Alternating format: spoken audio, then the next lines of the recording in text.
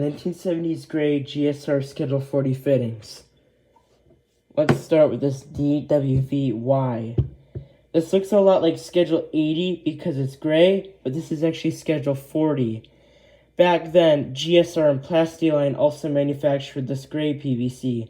The GSR fittings were a little bit darker. This fitting would usually be used if you're tying into a main drain line for a house.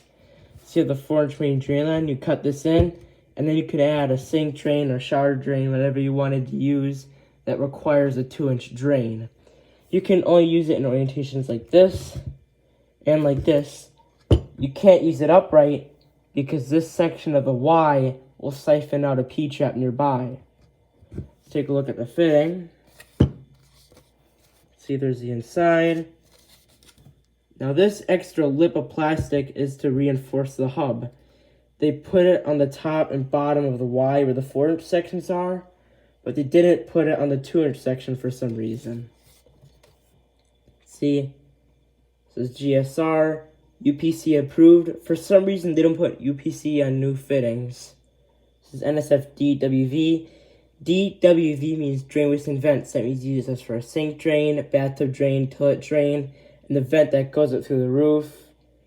Some sort of part number, PVC, and that is the head of a screw. When they're screwing these molds together, the screw head would show up in the plastic. Here's a pressure fitting.